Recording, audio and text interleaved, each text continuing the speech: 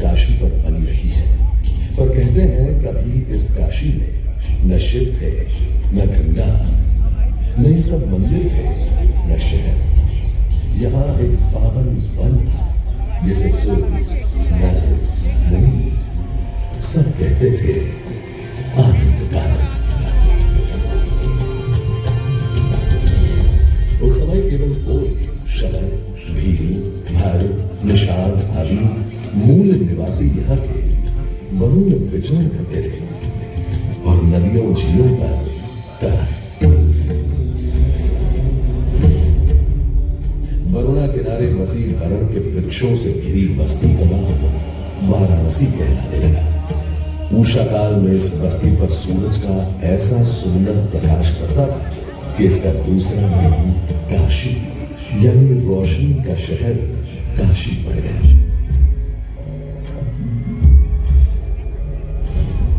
कहते हैं कैलाश के हिमालय में वास करने वाले शिव शंकर भोलेनाथ पार्वती से विवाह के बाद आनंद कानन में घर बसाने आ गए और स्वयं गृहस्थी में बंद कर अविमुक्तेश्वर हो गए।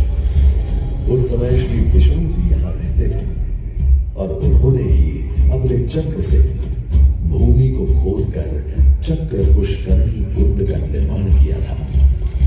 जब विष्णु जी काशी शिव जी को सौंप कर चले गए तब भोलेनाथ ने काशी को अपने त्रिशूल पर धारण कर लिया। पर गंगा अब भी यहाँ नहीं थी, थी ही नहीं गंगा इस ब्रह्मांड में।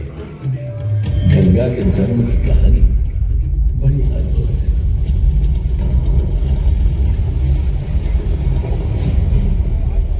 दानी था राजा बलि, पर करता था दम। पूरी पृथ्वी पर फैला था उसका ही आतंक। उसके आतंक को रोकने विष्णु ने धरा एक रूप, 52 अंगुल का पौधा बनकर पहुंचे जहां था भूत। सारे दरबारी मोहने ब्राह्मण पर हंसे, पर बलि ने जब उसे दान मांगने को कहा तो उसने कुटिया बनाने को केवल 3 पग भूमि मांगी। पर जब मौने ब्राह्मण ने भूमि नापनी शुरू की तो जैसे भूचाल ही आ गया।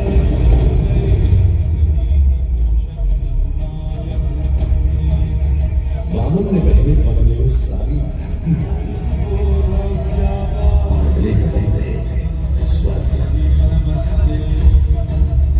ब्रह्मा जी ने भगवान विष्णु को जल देकर उस जल को अपने कमंडल में भर दिया। वामनावतार ने अपना तीसरा पग बलि के सर पर रखकर उसे मुक्ति दे दी। अब स्वर्ग लोक में भगवान ब्रह्मा जी ने जब चरणामृत में हाथ डाला तो वहीं से निकलाई चंचल निर्मल धारण गंगा जी। पवित्र किंतु चंचला, आज से तू मेरी पुत्री और नाम तेरा गंगा।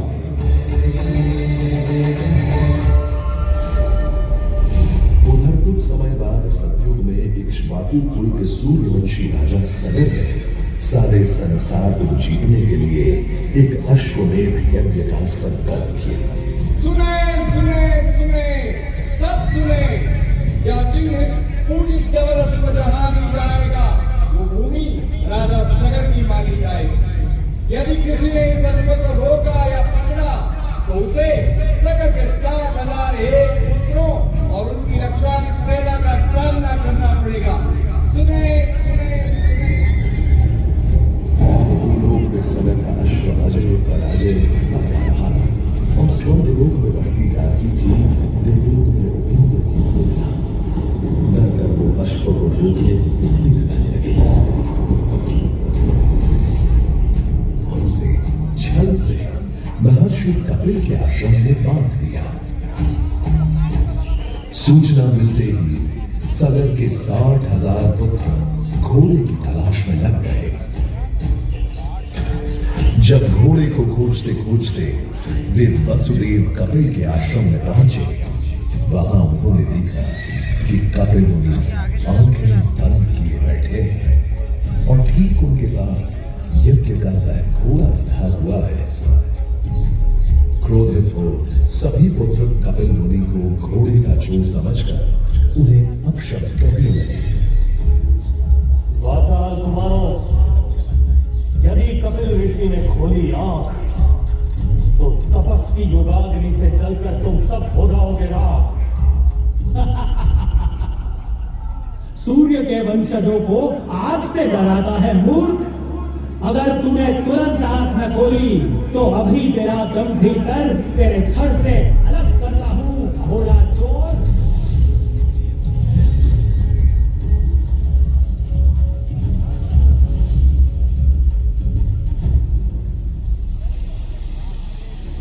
उधर सगर चिंतित थे। न अश्व का कुछ पता था, न ही उनके 60,000 पुत्रों का कोई समाचार। पिता की चिंता देखकर उनका सबसे छोटा प्रिय पुत्र अंशुमन भाइयों को ढूंढने चलता।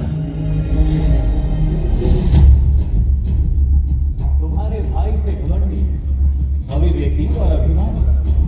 भस्म कर दिया उन्हें मैंने, तो उन्होंने मेरी नहीं।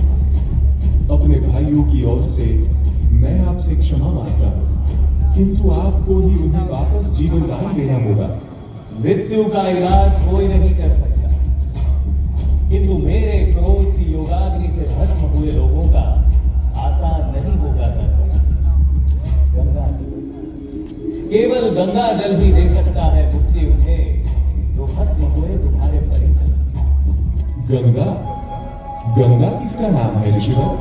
स्वर्ग में विष्णु के चरणों से पैदा ब्रह्मा की पुत्री है गंगा।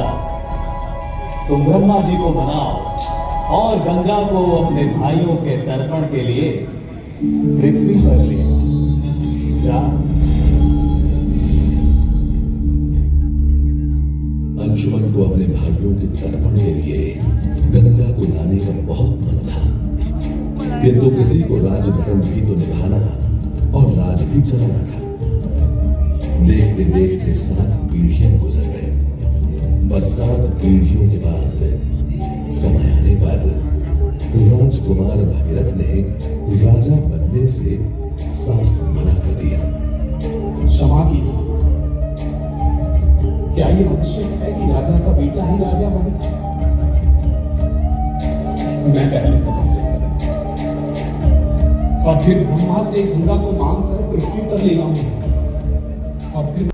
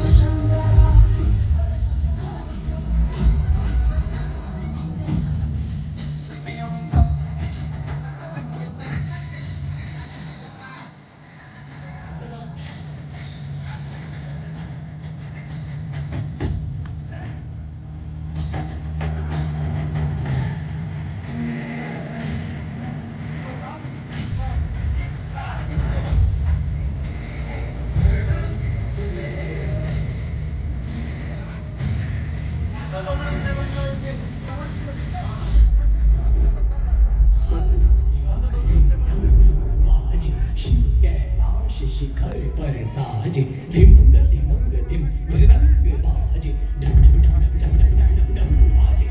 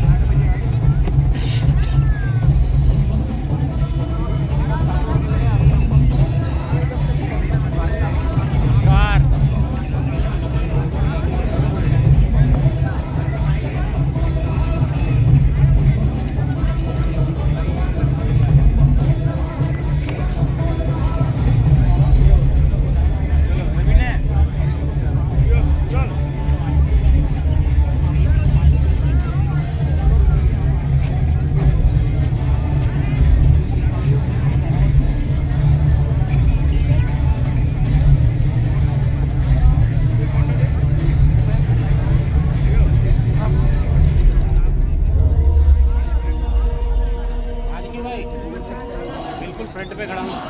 तुम किधर हो?